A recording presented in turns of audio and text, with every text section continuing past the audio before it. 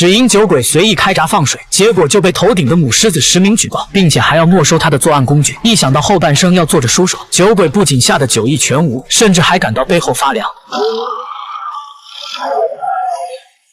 千百年以来，人类始终处于食物链的最顶端。我们对动物驯化、圈养，甚至是无忌惮的猎杀，理所当然地享受这一切。但如果在未来的某一天，所有动物学会了独立思维和特殊的交流语言，掌握了团队协作和组织策划，那时的人类会不会和动物角色互换，被他们的欲望所统治？而在地球的另一边，动物行为专家小帅和他的好友老黑，同样也遇到了诡异的凶险。一夜之间，所有来非洲狩猎的游客竟然全部消失不见了。小帅通过游客掉落的 DV 得知，景区遭受过野兽的袭击。很快他们在野外就搜救到游客的踪迹，但很显然游客已经不在车上了。小帅留在原地随机应变，而老黑小心翼翼地准备上前一探究竟。也就在老黑上车后，小帅察觉到安静的周围产生异动，于是神情紧张地环顾四周，却并无任何发现。但是他坚信自己的直觉不会有错。下一秒，游客小美突然从背后窜出，然后歇斯底里地警告小帅，说附近有狮子，快带他离开这里。但不巧的是，这句话也被狮子本尊听到，对方选择先向肉多的老黑下thủ。几声枪响过后，两人只看到狮子的身影。看这架势，老黑是真的黑了。痛失好友，小帅发泄性的朝车上开枪，可马上他就意识到自己的胆大妄为，原来草丛里还埋伏着其他狮子。体会到问题的严重性，两人果断选择逃离，而狮子也不想轻易放弃干饭的好机会。其实最让小帅疑惑的并不是狮子吃人的铁律，反倒是他们的习性。狮子是独居动物，往往都是一雄一雌的出现，像这样5只雄狮有策略的一起出现，倒是闻所未闻，出乎意料。但眼下尽快离开这里，才是他们迫在眉睫的头等大事。可麻绳专挑细处断，厄运专找苦命人。虽然两个从狮嘴里脱险，但车子却报废在荒郊野外。为安抚小美的情绪，小帅担保狮子追上来的可能性几乎为0。随后小帅就夸夸的打脸，狮子不仅追上他们，还把两人逼到了险境。面对面接触的同时，小帅也发现对方眼睛的异常。